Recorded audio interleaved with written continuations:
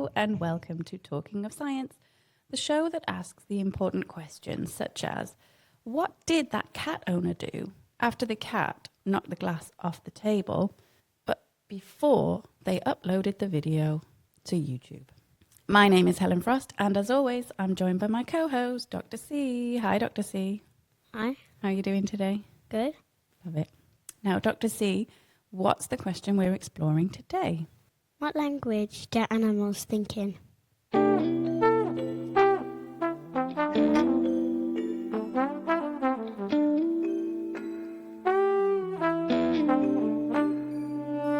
Now, that is a question that I think you've probably asked me about 100,000 times, and I just do not have the teensiest inkling of how to begin answering that question. So, luckily, we're joined by somebody who might be able to help us answer that question. Welcome to the mic, Mads Frost Bertelsen. Hi. Thank you very much. Now, I'm excited because anyone who's in the Frost clan is so welcome here. But I think your qualifications extend a little bit beyond the potential family connection we might have. So, Mads, can you please explain to us, in around about 3 words, what makes you the right person to be talking to us about the way that animals might be thinking? I'm really only going to use 2. Zoo vet. Zoo vet. Okay, sure. That gives us a clue. So, as I understand it, you are the director of zoology. Is that correct? At Copenhagen Zoo? That is correct. Yeah. And basically, that means you're the top vet. Is that right? Well, not necessarily. I've worked there as a veterinarian for many years, and the last 5 years I've been the zoological director, who then doesn't do a lot of veterinary work anymore and a lot more other stuff, but it's all got to do with animals and saving species, really. Nice. Okay, so you've spent many years thinking about animals and maybe thinking about how animals are thinking. Yes. And Dr. C, just to set the scene, do you care a lot about animals? Yes. So a few years ago, Mads, Dr. C announced to us that in the future, when she grows up, she would like to be... Well, I announced it to you. Oh, to me? Oh, okay. I thought we were all together. Anyway, she announced that she would like to be the person who hand rears orphan kittens by feeding them with a syringe. Mm. That was her ultimate life goal a couple of years back. And I would say you're probably that's still quite a high aspiration for you, isn't it? So we spend a lot of time at the zoo. We love it there, don't we? Yes. I'm very glad to hear that. Yes. And I guess you've been there a long time, right, Mads? I have been there very close to 23 years. Wow. Believe it or not. So what's ended up happening is that since we knew that we would be meeting with you, Mads, every time we go to the zoo, I now have a special note on my phone to jot down all the key questions that Dr. C has kind of had in waiting, ready to ask you. So there might be some really random things that kind of plop out into the air as we go along. I've got one here. Are you ready? Can meerkat swim? Can meerkat swim? Yes. Almost all animals can swim to some extent, and a meerkat can swim, but they're not very good at it, and they don't like to do it. So is it fair to say, Mads, that you and your team are responsible for kind of the health and the welfare of the animals at the zoo? Yes, that is very true. Okay. So, and that really encompasses many things, right? Both their kind of physical health, but also that they're doing okay, right? Yeah. And I think that kind of leads us into, well, how do we know if an animal is doing okay? How do we know if everything's rosy in the world of a flamingo? It seems fine for the rhinos. They seem to love the weather. What would I take your point, and now I just want to go a little bit deeper. What, in your mind, what seems to be fine about the rhinos? I mean, it's quite adorable, isn't it, watching them kind of frolic about in the mud? It looks very fun. Looks like a great bath. You can just get in and out whenever you want. Yeah. And, okay, so you perceive that to be them having a good time? Yeah. Is that fair, Mads? I think it is fair. And actually, you just covered 2 of the things that we look at. And because we are not rhinos or flamingos or whatever, so we have to see it from our side, of course. So one of them is rather subjective, really, is you look at the animal and you, based on everything that you know about them, you say, does this look like an animal that's having a good time or an animal that is in trouble? And of course, all the health stuff comes in there, because you normally tell if an animal is sick in some way, and you can tell if it's moving around in a normal way, and if it looks like it's having a good time. So that's the first one. And the second one is much more scientific in a sense, where you look at what would this animal be doing if it lived out in the wild? What is it evolved to do? What can it do? And then can we provide it with all the same options? And that is something that we're trying to do. And of course, there's the one thing that we can never give is what some people might perceive as the most important thing, which is freedom to go wherever you want. But that turns out for most animals to not be on top of any list. It's all the other things. So for most of the animals, we can provide everything on that list. But for some of the animals, let's take a lion, for example, we can't. They don't get to kill anything, which of course is how lions make their living out in the wild. However, all these animals, including lions, all the carnivores, if they find a dead animal, then they don't bother chasing it. So in fact, even though they can't live that one thing, they get almost all the other ones. And those are the things that we look at when we're trying to assess animal welfare, which is really what this, and health. And then, of course, as veterinarians, we can do all kinds of other things. So we can do an exam of the animal. We can take X-rays, make sure the teeth are okay. You don't necessarily see that on the surface. We can take blood samples to see if everything's all right.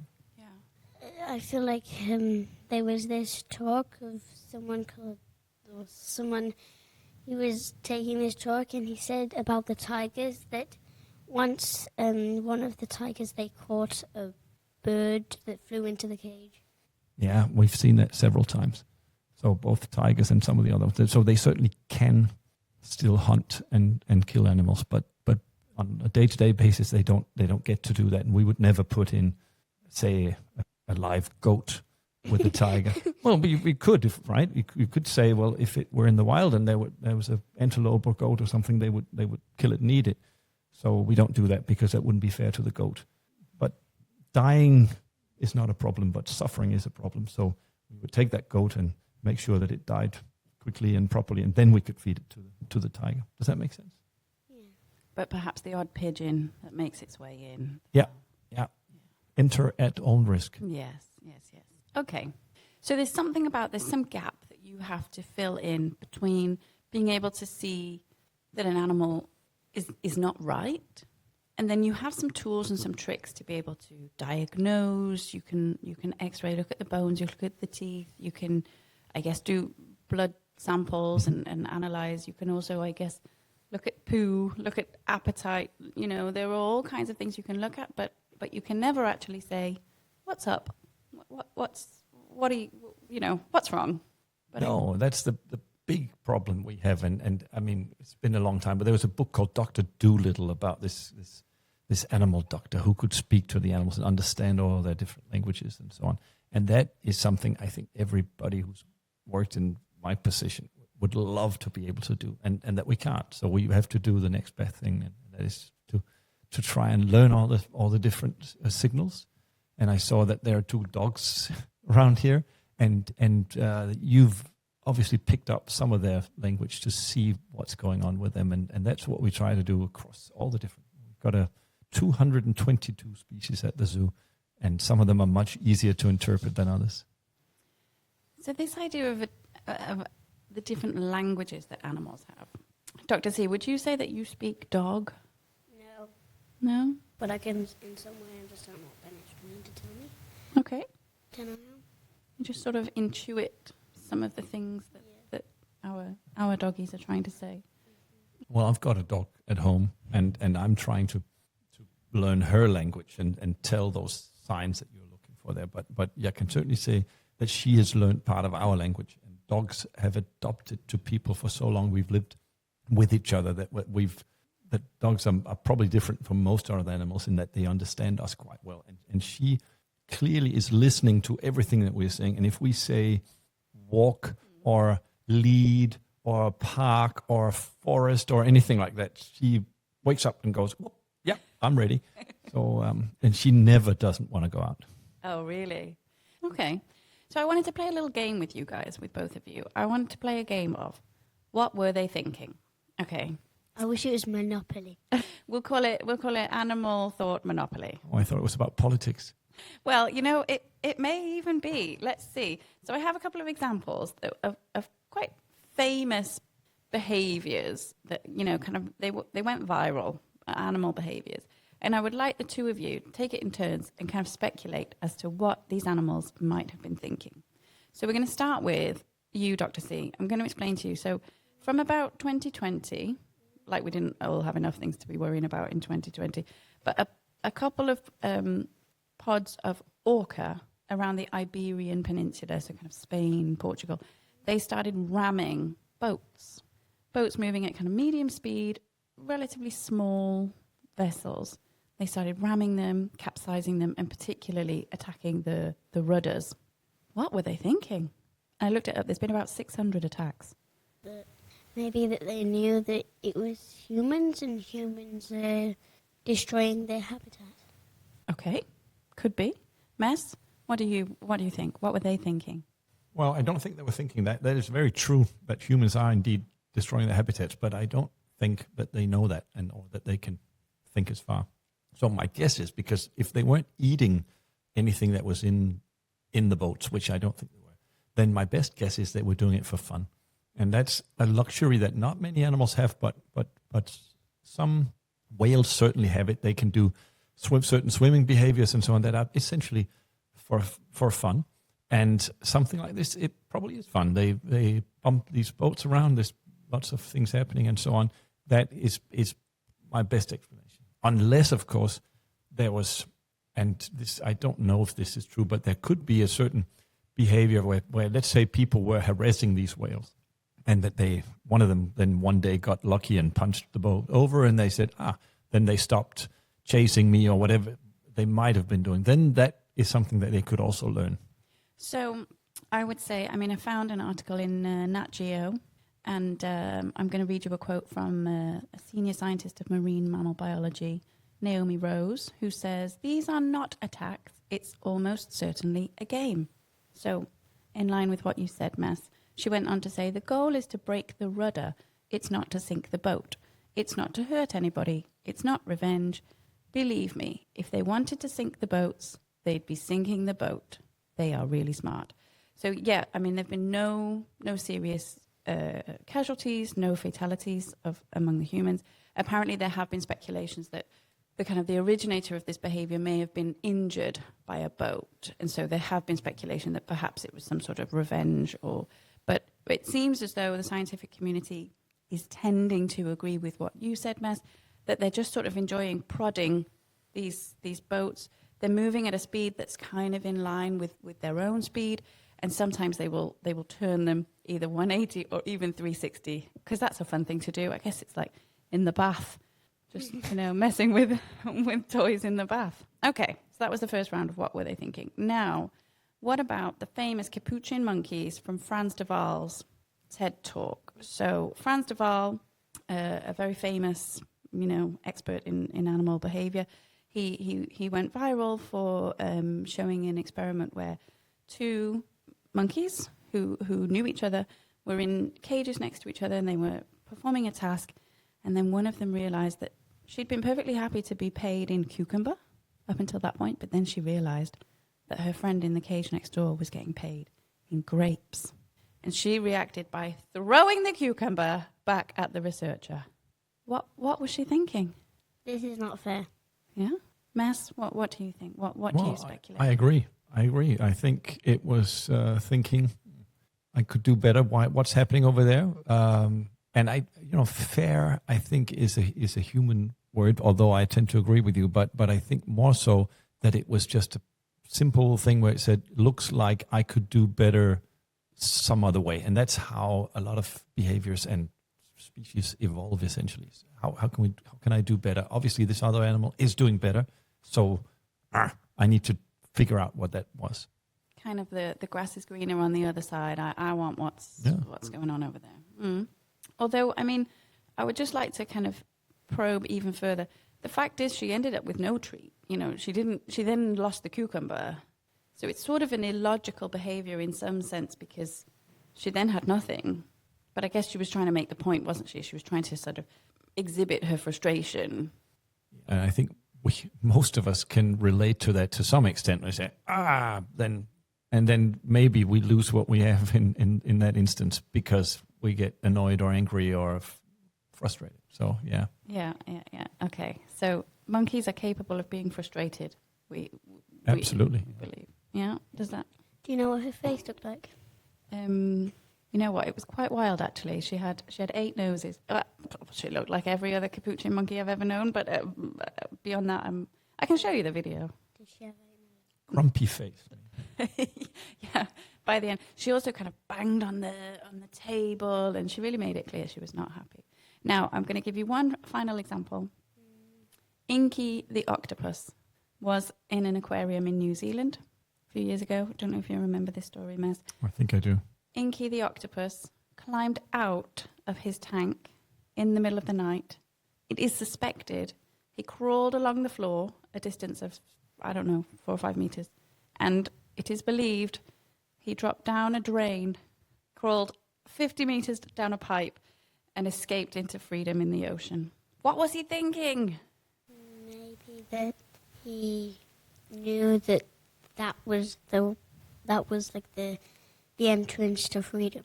Yeah, and that's where he wanted to go. He, do you think from his tank he planned, there's a drain over there, and I believe that drain takes me to the ocean. Yeah. So I'm going to wait till the night when the moon is high and the lid of my cage is slightly ajar, and I'm going to hoof my body out of this tank. No, I think he was maybe it was more a sense of curiosity. Okay. But then also a bit dangerous. Like, if I was an octopus, then I wouldn't have gone down this, thing. Yeah. So I really don't know. Mess, what do you think? I think Dr. C's explanation about curiosity is accurate. So octopuses are quite smart in the sense that they can, for example, open a jar which has a treat inside it. They can twist off the lid and so on. They're known to open the lids of their tanks and move around and so on. And I actually thought this story was another one where one famously walked over and freed another octopus in another tank further down the line. But I am almost certain that they cannot figure out that this is the way to go anywhere else. So that this even a human would not necessarily be able to figure this out. So I think it walked out to explore where it could go and what's happening and what was the rest of this place. And then it found, there's moisture here. I'm going in. It's dark. It's safe. And then it just happened to be the way to freedom. It could have been some other thing going to a dead end, and it would have died in there. And it wouldn't have been such a nice story. Yeah, like garbage removal or something. No.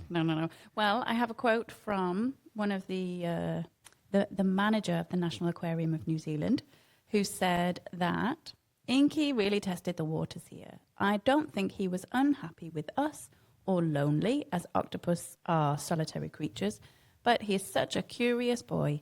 He would want to know what's happening on the outside. That's just his personality. So again, Mess, in line with what you speculated, that Inky the octopus thought, what's over there? I'll just go and see. Yep. And off he went. Okay. But now I think I'm really conscious that I'm really anthropomorphizing as I speak. So, you could jargon alarm me there, anthropomorphizing. So, but it's really hard to have a language for what other creatures are thinking without putting words to it.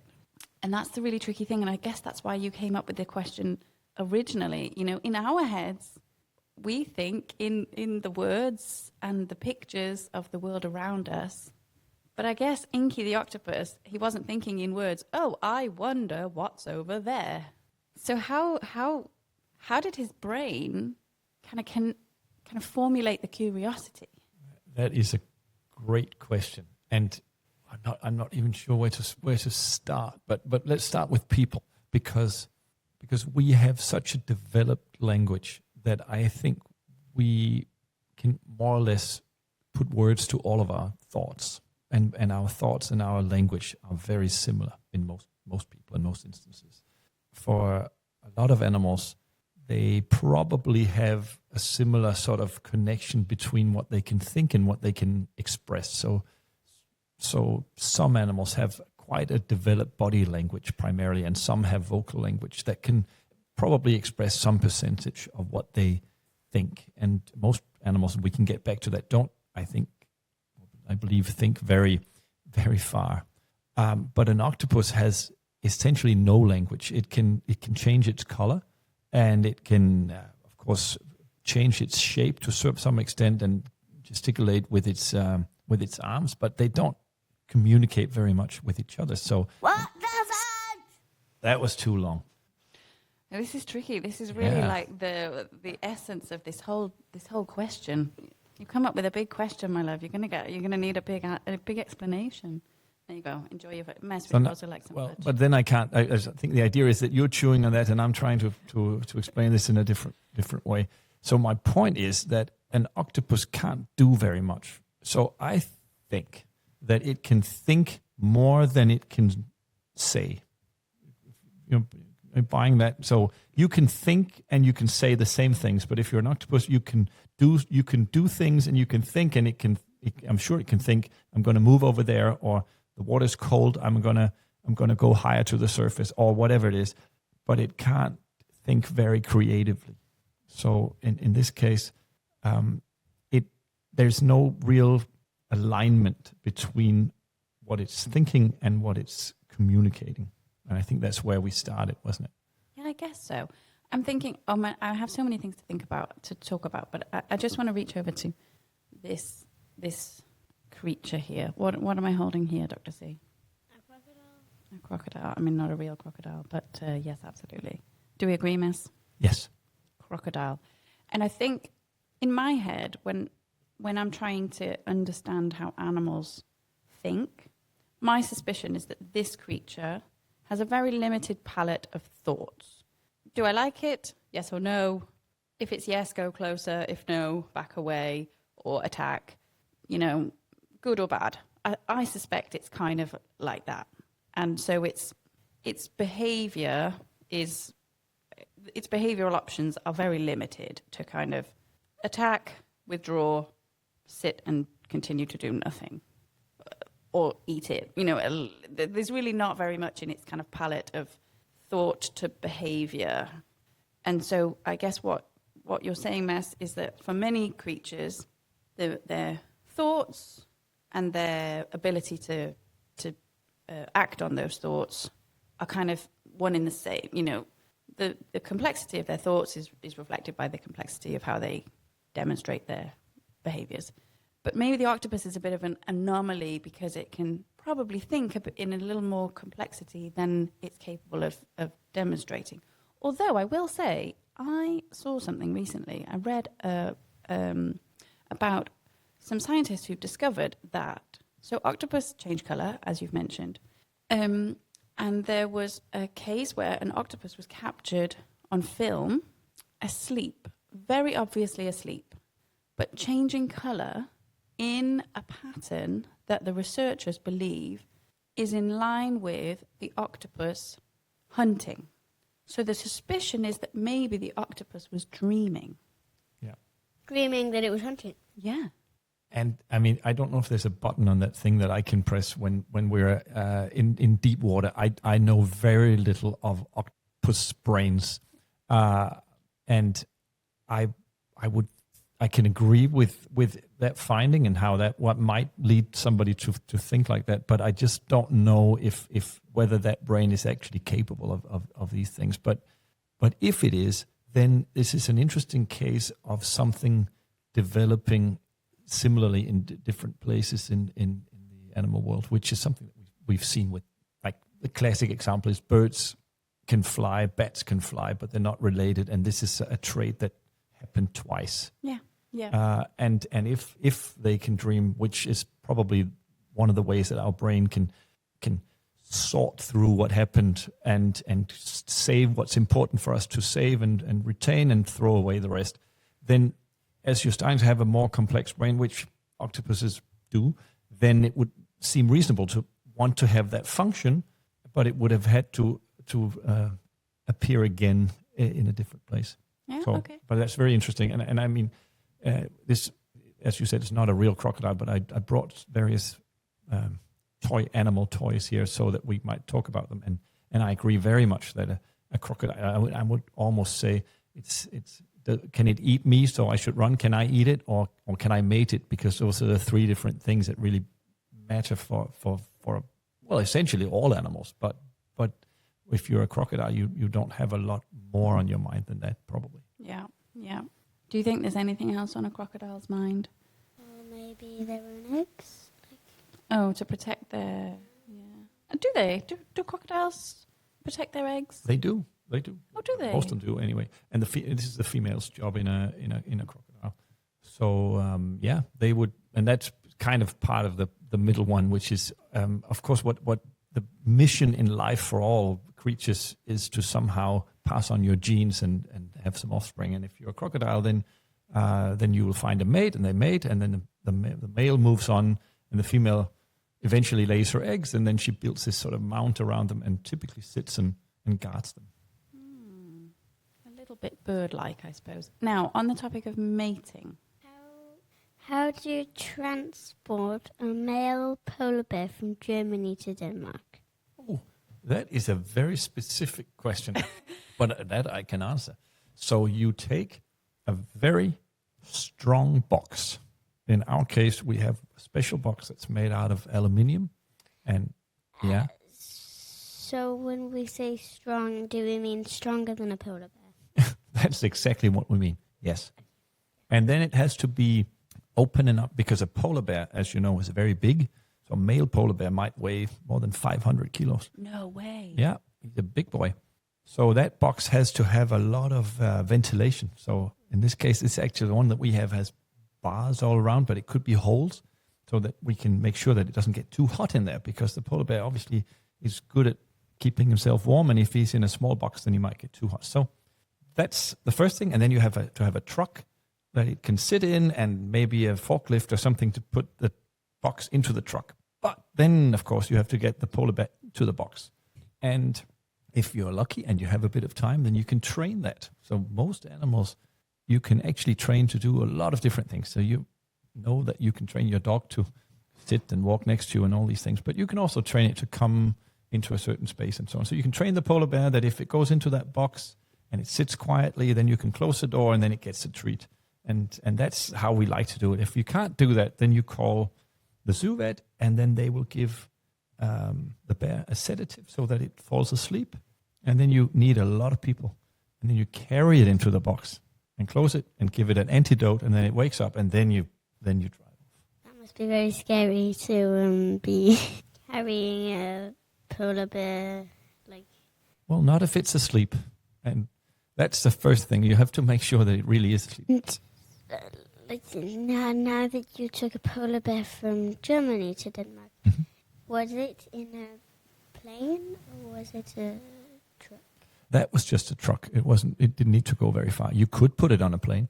Then you need a special box that has extra, sort of a container at the bottom, because if it pees along the way and so on, then that you can't have anything come out of the box into the electronics of the plane. That they're very, very, very fussy about that in the airports, and I can see why. But if it's in a truck, it's not quite so important. So and it's a lot cheaper by road. And what matters most to the animal is that it's the shortest period possible. So in this case, it was just as fast to just drive. And when you say that you have to, if the zoo vet is needed to put an animal to sleep, to anaesthetize an animal, you just walk up to it with a small syringe and just inject some anesthetic? Yeah, in some cases you can do that. If you can't do that, then you might use a blowpipe or a dart gun that can basically, it's the same thing. It's a syringe. You just shoot it a little further, and it has a little charge inside so that it'll inject the drug.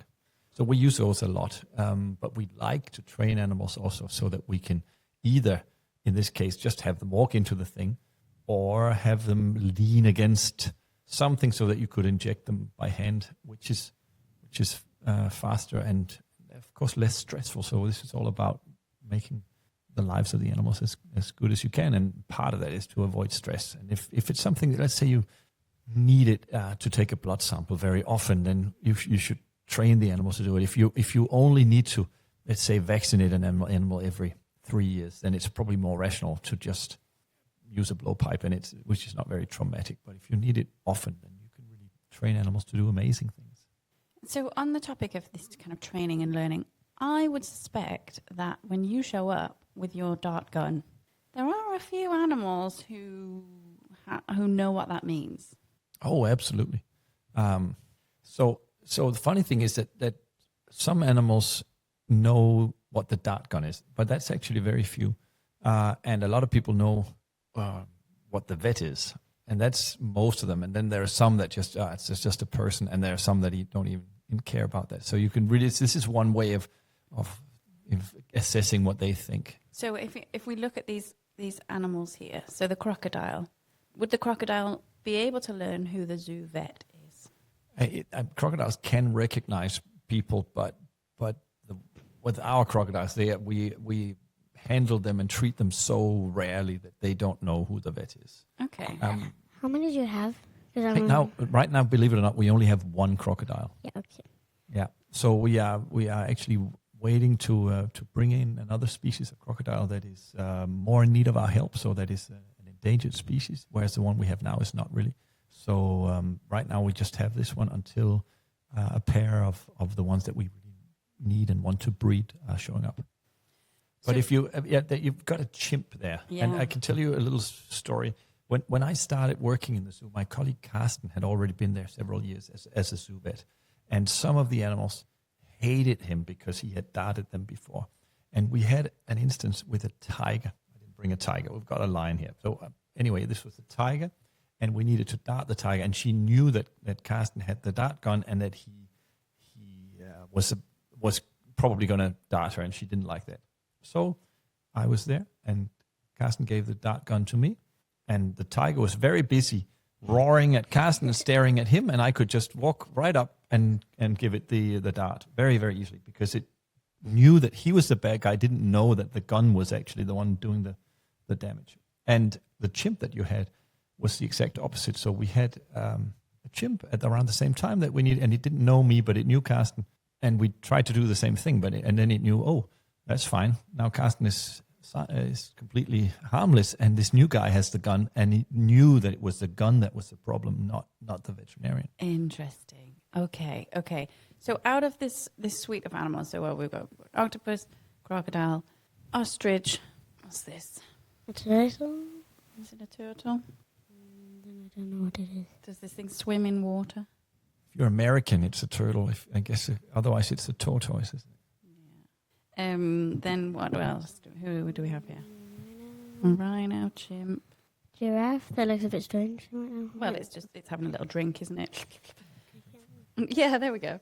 As you mentioned, the lion. Who's this here? Can you see? Some sort of froggy thing. Froggy, toady, frog thing. Yeah, and then those guys.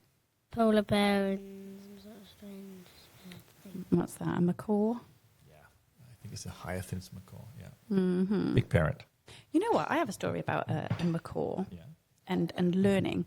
So years and years ago, my husband and I, we went to Peru, and we went to one of these lodges out in the rainforest, and there were a couple of macaws that were injured, so they primarily stayed around the lodge. They didn't really fly around or kind of live the life of all the other macaws. But there was one macaw, a blue and yellow macaw called Pablo, who was perfectly healthy. But Pablo had figured out, the lodges, they're quite good. So people would give Pablo nuts. There was always some water available. And Pablo would just fly in the morning, sit on a banister, and have a great day. And so he would kind of, arm over arm crawl up a chair, and sometimes would really be kind of right there. And one day he started messing with the camera that we had, our camera, and I didn't really want this macaw damaging the camera. So, but I didn't want to put my own hand in front of this bone-crunching beak. So I sort of swatted the bird with the book that I was reading. And then for the rest of the time, I think we were there for 4 or 5 days, and this macaw kept trying to attack the book the one specific book. So I don't know whether that macaw really had a grudge against, I don't know, whatever I was reading, Dan Brown or something. I don't know. But it was that specific book that the macaw knew that I had used to swat him. So which of these animals, Dr. C, do you think is capable of learning that the vet is a specific person and comes with their needles, or even to the extent that they learn that it's the dart gun and not the vet? Well, I don't know. So we definitely know the chimps. Yeah. The chimps, they're at this end of the spectrum. They know.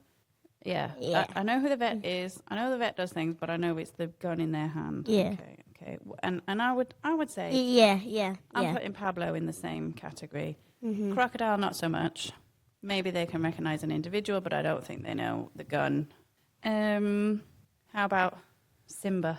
Maybe a bit more medium. Yeah, I was thinking the same, kind of in the middle. Like, know the vet, like you said, the tiger, knew the vet, but didn't know the gun. Okay. And then the frog, I'm thinking, is a bit more simplistic in its mind. I don't know why you'd need to do anything to a tiny frog. Oh, yeah, what kind of veterinary medicine would you need to deliver to a frog? Oh, well, surprisingly often they get problems related to their kidneys or their skin. And that means they retain fluid and they get really they just have a lot of fluid inside, and we might take some of that fluid out.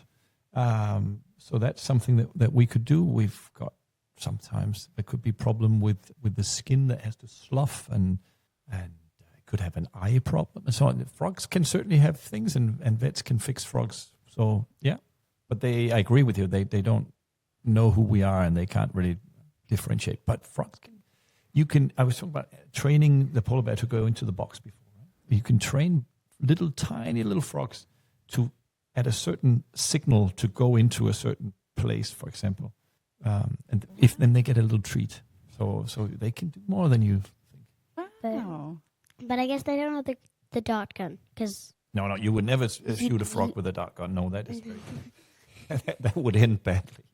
I guess they're a bit squishy. Okay. And then they also, I agree with you that they probably couldn't learn that it's the dart gun. Yeah, okay. Because they'll probably never in their life see the dart gun. They don't encounter it. Put it all the way down here before the crocodile.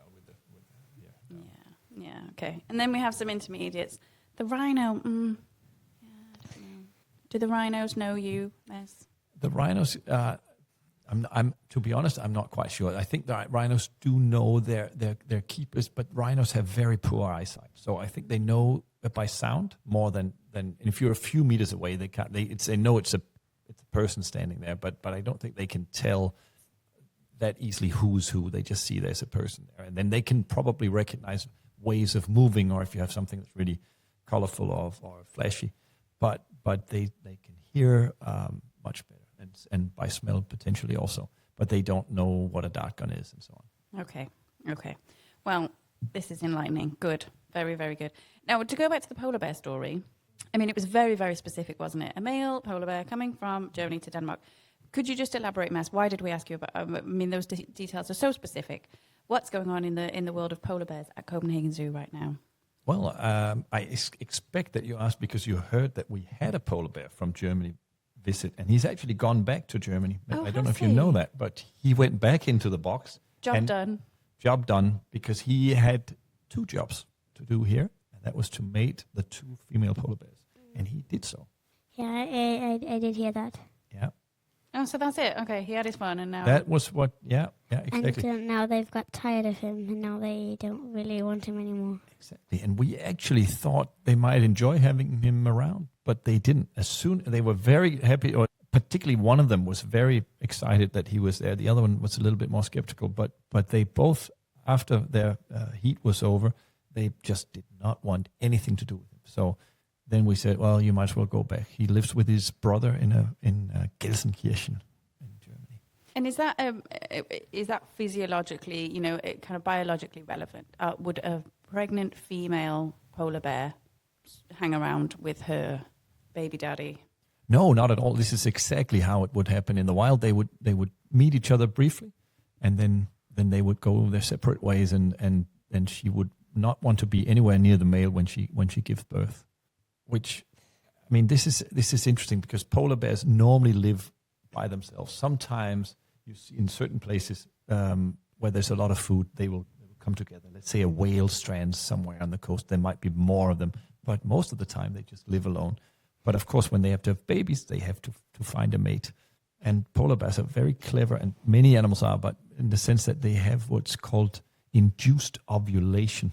And that means that only when they are mated does the egg come out of the ovary so that it can be fertilized. And that's very clever if you live all by yourself. So if you're a human, then approximately once a month there's an egg and you can be fertilized then. But if you're a polar bear, or a ferret or a domestic cat, for example, then it only happens when the mating happens. Does that make sense? Yeah, and when they give birth, then it's a bit like what Dada did. He was just unloading the dishwasher while you were giving birth. That's a very specific story. Yeah, absolutely. So when Dr. C's little brother was arriving, we had a home birth, so we were all there. And I mean, everything was just accelerating much faster than I guess anyone expected. And I had to say to my husband, could you come over here, please? Like right now, like now. And he was busy unloading the dishwasher because he didn't think that anything important was going on at that moment. Did he make it though? Just about. Just in time. All right. He had a distance of, I don't know, 5 meters to cover. So, yeah. But if you're a polar bear mother, you don't want the dad even to be 5 meters away loading the dishwasher. You want him to be far away because he might eat your babies. Why would he do that? I haven't met your dad, but I don't expect that he would do that. I think he would just say, "Oh, there's this lovely little snack there." He doesn't know that they're his babies. So, but it doesn't normally happen. The female will go somewhere else and she'll have a den. She'll make a cave in the snow, or just lie down and wait until the snow covers her. And then she gives birth around Christmas time in there. And then she lies in that cave for about 4 months. And she doesn't eat anything at all. She just eats the snow or drinks. And she gets really skinny because she's making a lot of milk. And the babies grow from 200, 300 grams to 10, 15 kilos. And then they come out. Wow, that's insane. That is insane. Wow. Okay, but then the male. Okay, so going back to what's on his mind, if he were to encounter some freshly newborn cubs, he wouldn't think, some months ago I met you and we had a fun time, and they smell a little bit like my genetic contribution. He's not thinking that at all. He's just thinking, oh, some food, great. Yep. I don't know what he's thinking, but that's what he would react on, and that's what he would do. Yeah. You had, I guess, the newly pregnant female polar bear, one of them. She really had a chat with you the other day, didn't she? She came to the. She really did. Yeah, I don't have my phone on me. I can't show you. What did she say? I think she was objecting to the double leopard print outfit you had on that day. But she really gave us a good display, didn't she? She came and she was sniffing and. No, it was like as big as my ear. Yeah. They really have great big noses, don't they? Yeah, they do. He was moving around a lot. But imagine how important it is to be able to detect something because where they live, there's not a lot of food. So if there's something somewhere, you want to find it and eat it. Good noses. So in that instance, so this female polar bear came right up to, I mean, of course, not the ultimate barrier, but to the kind of the big drop before the glass barrier. And she was really, she looked really curious, I would say. Would you agree, Dr. C? And she was really kind of looking and sniffing. So what was she thinking? What was going on in her mind there? Mostly, I guess she would be looking for food. Is there something good out there? And when they polar bears like to sort of stand and they lift their head up and then they sort of sniff. And like I said, they have a very good sense of smell. So she might not have been sniffing at you standing right in front. She may have been trying to figure out what's going on 100 meters away. Is the keeper on his way with something or so on? But the nose and the olfactory signs are extremely important to polar bears. So maybe she was thinking, are there any seals? Any? Yeah. Okay. Very good. Maybe, except that we have actually on 2 occasions had seals we had too many seals, and we have fed seals to the polar bear. And we were thinking, wow, this is what polar bears eat in the wild. They're going to be so excited to get a nice warm seal. And they didn't want to eat it at all. So they were like, no, we're not going to eat that. Interesting. Why?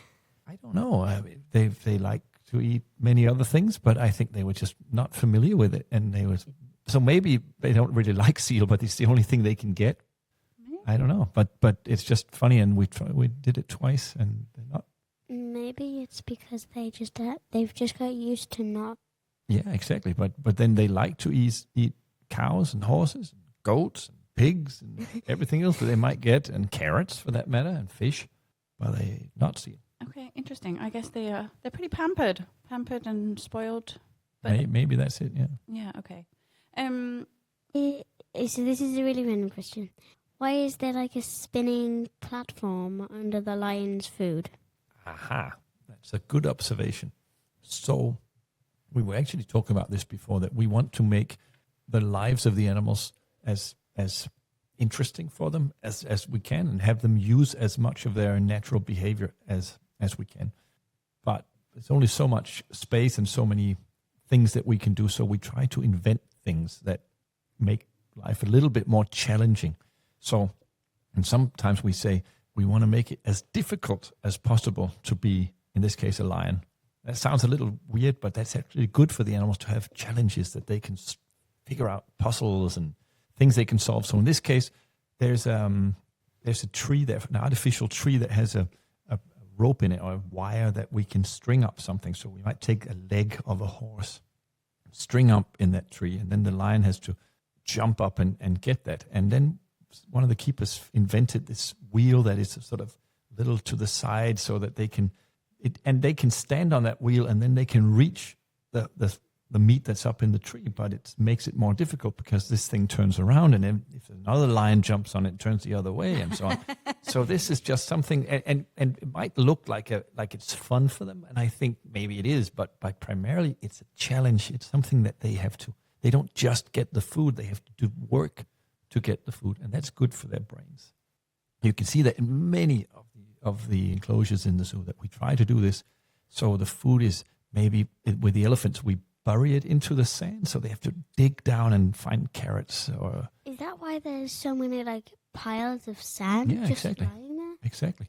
Some of it is so they have to climb over the piles and maybe get up and pull something down that's up in the air, or maybe we put it underneath, so they have to dig. And this is what elephants do in the wild. I'm reminded a little bit. Okay, so the fantastic leopard tunnel. Mm-hmm. We're big fans. I think to myself that mesh looks rather thin, but I trust that you guys, that the leopards cannot get through that mesh. But actually, our family gets even more joy out of the new slide, and this idea that you have to climb up like a leopard and then slide down. Honestly, how many times has little brother been on that slide? He's like, yeah, red panda, whatever. I'm going on the slide. So there's something about having to work for it. You get the reward at the end of the. I don't know. There's something makes it extra special. Yeah, and that's exactly what we try to do with the animals, and just so that you can sleep safely. That netting is the same that's used over in the chimp enclosure. So it's a 3 millimeter stainless steel wire, and they cannot break that. Nor would they try, really. The chimps might try, but the leopards wouldn't work on it like that. So they would they just know it's there. Yeah. Okay, good. And I suppose that it's a two-way street, right? That the animals also feel safe in their enclosures because we don't get in, right? Mm-hmm. So there's a sort of double security.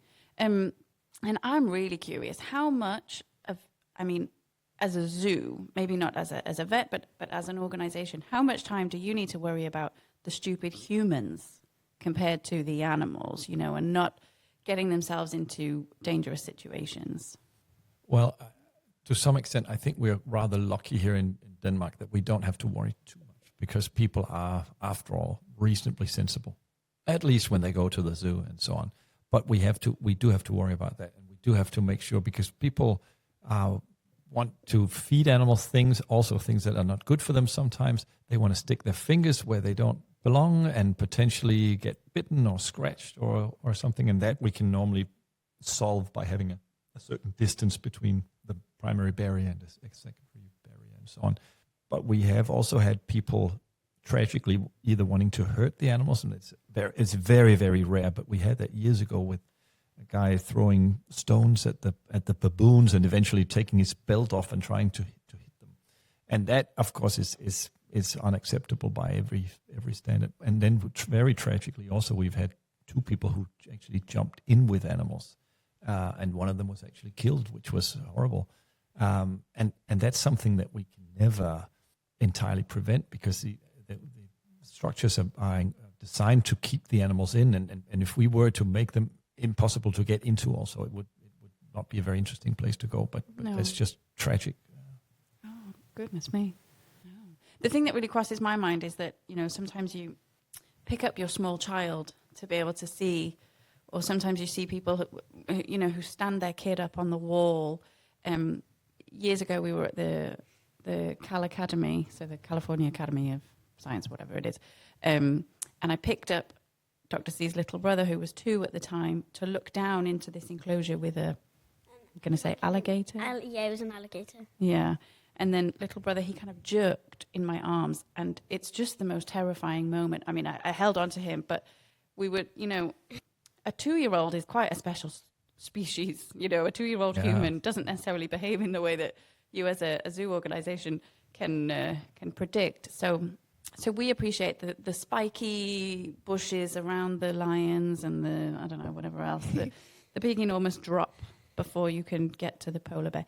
But do you have kind of emergency protocols? Like, are you prepared for the scenario when a 2-year-old wriggles out of their parents' arms? Well, yes, we are. First of all, we try to make areas as inaccessible as possible, but we do rely rather heavily on parents behaving sensibly, because you can, of course, take your 2-year-old and throw them into any enclosure if that's what you want to, but we're trying to make sure that it doesn't happen by accident. Yeah. But we do have quite an emergency preparedness system ready. So we have drills where we practice this, and we have ladders so we can get in and out of enclosures, and ways to do that and call the animals back into the back holding and so on. And we exercise this, so there's flood and fire and people doing weird things, and an animal that's out or a person that's in and so on. But of course there could always be some weird combination that we haven't seen before. But luckily and thankfully we've not had anybody drop their kid anywhere where they shouldn't be. Well, there's always time, isn't there? We can throw little brother into an enclosure at some point. Okay. We've strayed quite far from how animals think, but we've just been so curious to kind of know all about this zoo life and zoo world. And I would love to also talk about the difference between a zoo vet and a zookeeper. Do you know the difference between those two? Maybe. That like the zookeeper like kind of like helps the animals, like give them the food and like and then the zookeepers kind of also like they also do like talks on the animals to the people. And then of course they need to do a lot of other stuff, like Clean up some poo once in a while. yeah, and stuff like that.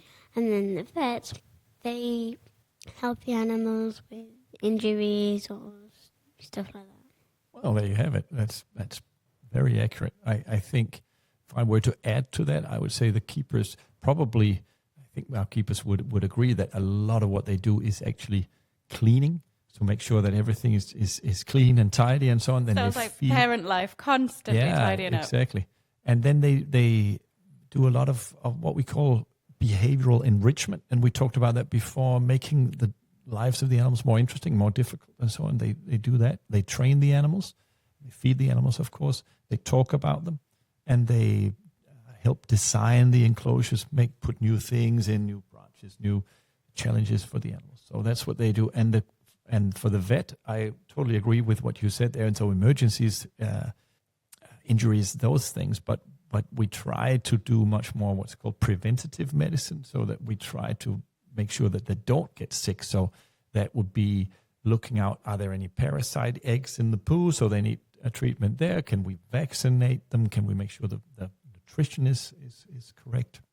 And then we talked about moving that polar bear. So a lot of, if we're going to save species, we need these breeding programs where animals are moved around so that they have the right genetically correct partner and so on. And that means that there's a lot of movement of animals, and those animals have to be examined and sometimes sedated and all this. So that's also a big component of that job. So it doesn't sound very glamorous, inspecting poo on a regular basis. Is that a job that you handed over to a colleague when you got a promotion, or is that something you really love to do?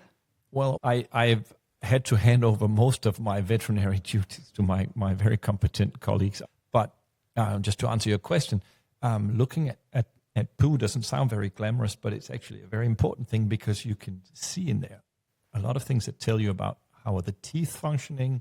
You could analyze the big different bacteria in there, and most importantly, we're looking for parasite eggs to see if there might be worms inside. Here's another bit off track question. Do bears play fight in the wild? Do bears?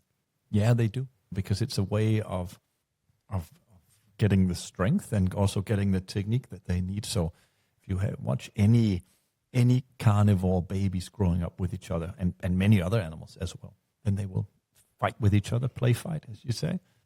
Is that a skill you've particularly been training? No. What about that younger brother of yours? Yeah, maybe. Yeah, once in a while, yes. So, in the interest of time, can we just see if we can round up with our kind of original question? Do we think that some animals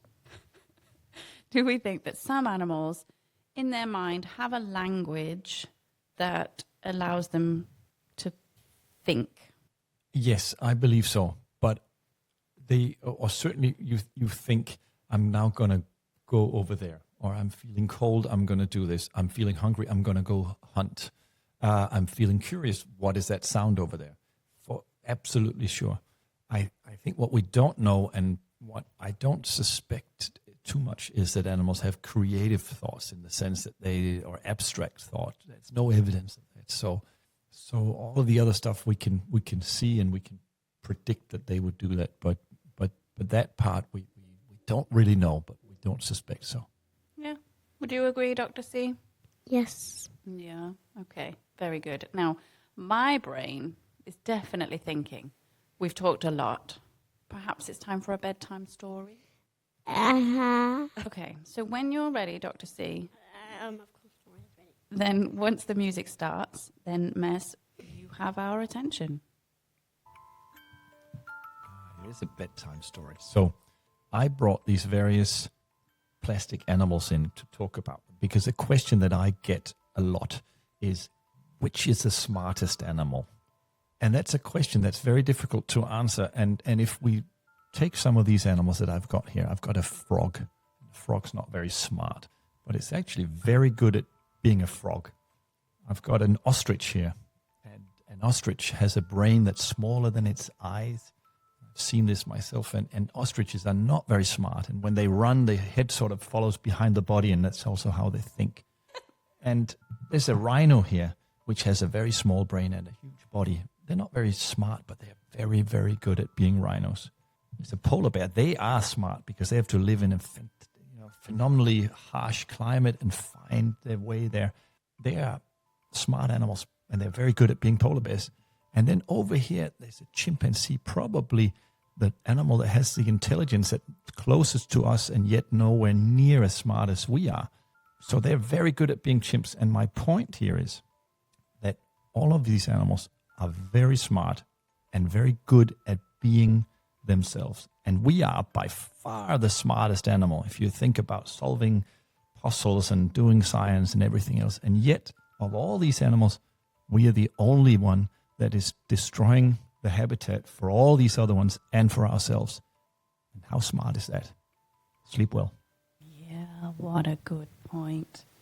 What do you think, Dr. C? Do we really earn ourselves the right to think of ourselves as the smartest animals? Shaking your head doesn't work in a podcast. True, there is a video camera, that's true. Yeah, it's hard when you've got a mouthful of delicious cookie. Yeah. I suppose what I'm thinking of is we have this phrase, curiosity killed the cat. And maybe it's something, maybe there's some extension of that, intellect killed the humans and everything else in our wake. I don't know. Can you be too smart? No. I think that actually we have to be smart now to solve all the problems that we've created. So no, I don't think we can be too smart, but I think there can be too many of us, certainly. And it's all the stuff that we've done not being smart that we need to redo. Yeah. Sounds very philosophical, but no, I certainly think, and we're talking about science here, curiosity is what we need, and curiosity is what drives science, and science is how we solve things. It's not how we solve it in my I chopped your foot. Oh, DMS, if we're relying on the next generation to solve our problems, maybe Dr. C is not the hero. Must be a dead end here and there. Do we need to get the saw out to get you out of that chair? Oh, you got it. Good stuff. But yeah, it's a call to action for parents, right? We have to stimulate that curiosity. We have to keep our kids' eyes open to the realities of the world that we are giving them, and hope that in concert with each other, in collaboration, we can make some sort of change in our behavior and find solutions to the problems we're facing. You don't I need to keep my eyes open. Oh, sure. Yeah. That's right. You need to keep your eyes open. Right, now, final part of the show. Thank you, Mads. Thank you so much for joining us, for sharing that story, for sharing all kinds of really interesting stories. We jumped from here, there, and everywhere, didn't we? It was like, but that's your job, isn't it? It could be hemorrhoids in hippos. It could be enemas in elephants. It could be, I don't know, foot fungus in flamingos. You've got to be ready for everything, don't you? Now, I guess we didn't really get to talk about the kind of the big conservation work, but maybe you'll come back another time. I would love to come back and talk about conservation. Great. We got it recorded. Now, so there are so many ways that we experience the world, animals experience the world.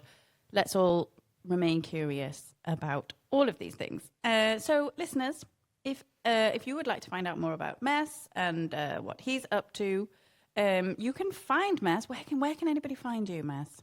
Oh, they can come to the zoo, I guess. But if you're talking electronically, they can't really. Yeah, that's true. I had to use some very smart ways and means to get in touch with you. Well, they can go to www.zoo.dk and see what we're up to, but they can't find me there. Good. You're under lock and key. Good. Then, check out the zoo, Copenhagen Zoo, find out what's going on there. And thanks, as always, to Nilesh for keeping us kind of vaguely accurate behind the scenes. And listeners, thank you for joining us. For more talking of science, you can catch up on our previous episodes wherever you're listening to this. You can find us on social media, of course, for more science and kind of general parenting nonsense. Now, Dr. C, I would like to leave you with one final piece of advice. And that is, if you ever find yourself wondering about whether your future lies in linguistics or behavioral sciences, or It probably will. Yeah, there's a strong possibility, isn't there? Or maybe veterinary science. Yeah, that's. These are all excellent choices. These are strong choices. But if you decide to dedicate your life to asking a house cat what it did today and expecting a coherent answer, you might be waiting for quite some time to get an answer. That's all for today. Thanks for listening. Bye.